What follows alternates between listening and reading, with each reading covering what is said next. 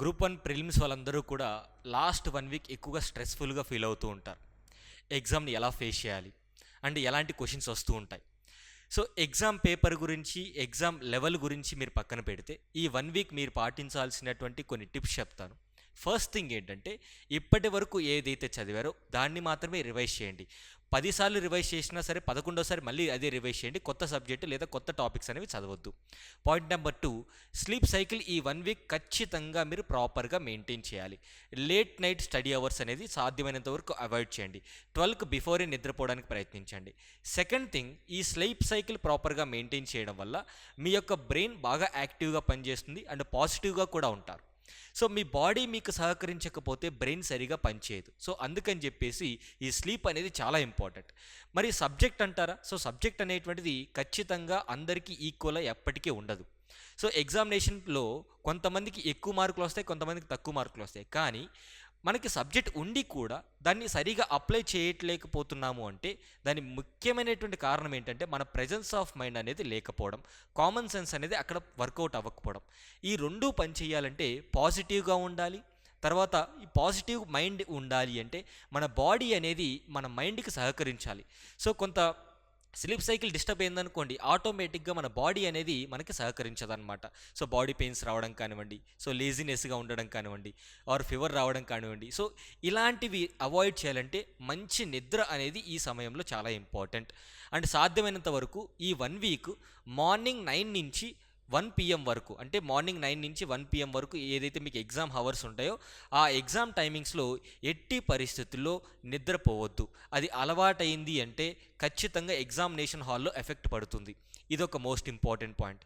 తర్వాత టెస్ట్ సిరీస్లో ఒకవేళ ఈ 1 వీక్లో రాయాలనుకుంటే 1 ఆర్ 2 రాయండి. అంతకంటే ఎక్కువ రాయాల్సినటువంటి అవసరమే లేదు. అండ్ అదేవిధంగా ఆ 1, 2 టెస్ట్ సిరీస్లు కూడా సాధ్యమైనంత వరకు అనలైజ్ చేసుకోండి. ఈ టెస్ట్ సిరీస్ ఏ టైంలో రాయాలి అంటే మార్నింగ్ 10:30 నుంచి 1 PM లోపు, అంటే మీకు ఒరిజినల్గా ఎగ్జామ్ ఏ టైమింగ్లో జరుగుతుందో అదే టైమింగ్లో మీ యొక్క టెస్ట్ సిరీస్ అనేటువంటి 1 ఆర్ 2 టెస్ట్ల కంటే ఎక్కువేం రాయక్కర్లేదు. సెకండ్ థింగ్, ఈ లాస్ట్లో టెస్ట్ సిరీస్ రాసినటువంటి వాటి వల్ల మీకు కలిగేటువంటి బెనిఫిట్స్ ఏంటంటే, ఒకటి, మీకు ఎగ్జామ్ మైండ్ సెట్ అనేది వస్తుంది. రెండోది, మీ యొక్క కాన్సన్ట్రేషన్ ఆ టైమింగ్స్లో బాగా పనిచేస్తుందా లేదా. సెకండ్ థింగ్, మీరు అవాయిడ్ చేయాల్సింది ఏంటంటే లాస్ట్లో రాసేటువంటి టెస్ట్ సిరీస్ యొక్క మార్కుల్ని సీరియస్గా తీసుకోవద్దు. ఎందుకంటే టెస్ట్ సిరీస్లో కొంతమందికి ఎక్కువ మార్కులు వస్తాయి, కొంతమందికి తక్కువ మార్కులు వస్తాయి. ఎక్కువ మార్కులు వచ్చినా సీరియస్గా తీసుకోవద్దు, తక్కువ మార్కులు వచ్చినా కూడా సీరియస్గా తీసుకోవద్దు. ఇది సాధారణమైనటువంటి ఒక టెస్ట్ మాత్రమే. నువ్వు టెస్ట్ ఎందుకు రాస్తున్నావు అంటే కేవలం ఆ సమయంలో నీ మైండ్ అనేది నువ్వు ఎగ్జామ్కి స్విచ్ చేసుకోవడానికి మాత్రమే టెస్ట్ రాస్తున్నావు. ఇదొకటి మోస్ట్ ఇంపార్టెంట్గా గుర్తుపెట్టుకోండి. రెండోది, నెగిటివ్ థాట్స్ని ఈ 1 వీక్ వదిలేయండి. నెగిటివ్ థాట్స్ని ఈ 1 వీక్ వదిలేస్తే ఆటోమేటిక్గా సెల్ఫ్ కాన్ఫిడెన్స్ అనేది బిల్డ్ అవుతుంది. ఒకటి, self confidence, positive mind set, presence of mind, common sense. So, మీ యొక్క ఎగ్జామినేషన్ హాల్లో మీకున్నటువంటి నాలెడ్జ్తో పాటు ఈ 5 ఎలిమెంట్స్ అనేవి, మీ ప్రాపర్ స్లీప్ సైకిల్ ఒకటి ఆటోమేటిక్గా అన్నిటికీ ఎఫెక్ట్ అవుతుంది. సో, స్లీప్ సైకిల్ అనేది ప్రాపర్గా మెయింటైన్ చేయండి. సో దట్ మీ అందరికీ కూడా మంచి హెల్త్ కండిషన్ మెయింటైన్ అవుతుంది. And most importantly, try to avoid out side food. Sir, ఇక్కడ అవుట్ సైడ్ ఫుడ్ అంటే కొత్తగా ఏమీ తినవద్దు. ఫాస్ట్ ఫుడ్స్ కానివ్వండి, ఈ 1 వీక్ కొంత అవాయిడ్ చేయండి. సాధ్యమైనంత వరకు సమ్మర్ సీజన్ కాబట్టి, సో ఈ మసాలాకు సంబంధించినట్టు ఫుడ్స్ ఏవైతే ఉంటాయో అవి సాధ్యమైనంత వరకు అవాయిడ్ చేయండి.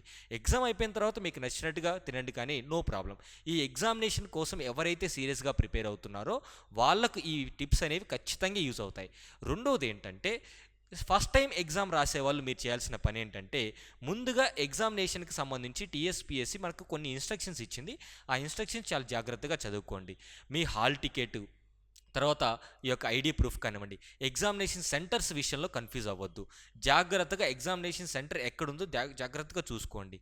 అండ్ అదేవిధంగా ఎగ్జామినేషన్ సెంటర్కి సంబంధించి 1 అవర్ ట్రావెల్ డిస్టెన్స్ ఉంది అంటే ఓకే. 2 అవర్స్ కంటే ఎక్కువ ఉంది అంటే, 2 అవర్స్ అంతకంటే ఎక్కువ ఉందంటే ముందు రోజు ఎగ్జామినేషన్ సెంటర్ దగ్గరికి వెళ్ళి మీరు అక్కడే స్టే చేయడానికి ట్రై చేయండి. ఇది ఒక మోస్ట్ ఇంపార్టెంట్ థింగ్. ఎందుకంటే ఖచ్చితంగా 10 లోపే ఎగ్జామినేషన్ సెంటర్లోకి అలో చేస్తారు. 10 తర్వాత అలో చేసే ప్రసక్తే లేదని చెప్పేసి మనకి ఇన్స్ట్రక్షన్స్ ఇవ్వడం జరిగింది. సో, ఫైనల్గా మీరు చేయాల్సినటువంటి పని ఏంటంటే పాజిటివ్గా ఉండండి. స్ట్రెస్ అనేటువంటిది రిలీవ్ అవ్వాలి అంటే కొత్తగా ఏమీ చదవద్దు. అండ్ రిజల్ట్ గురించి పెద్దగా ఆలోచించవద్దు. రిజల్ట్ గురించి మనం ఎక్కువగా ఎక్స్పెక్టేషన్స్ పెట్టుకున్నప్పుడే స్ట్రెస్ అనేది ఫీల్ అవుతాం. ఖచ్చితంగా బాగా చదివారు, ఎఫర్ట్స్ పెట్టారు, మీ మీద మీకు నమ్మకం ఉంది, అంటే ఎగ్జామ్ మీరు ఖచ్చితంగా బాగా రాయగలుగుతారు, ఆ ఆత్మవిశ్వాసం మీలో ఉంది కాబట్టి ఈరోజు ఇంతవరకు వచ్చారు. సో దగ్గరగా వచ్చినప్పుడు మనం భయపడి వెనుక తిరిగితే మనల్ని విమర్శించే వాళ్ళు చాలామంది ఉంటారు. సో మనం ఎదుర్కోవాలి, మనం ఫేస్ చేయాలి.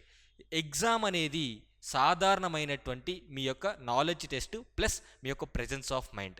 సో ఈ అన్ని అంశాలు మీరు గుర్తుపెట్టుకుంటే పాజిటివ్గా ఉన్నట్టయితే ఖచ్చితంగా మీరు సక్సెస్ సాధిస్తారు. Wish you all the best.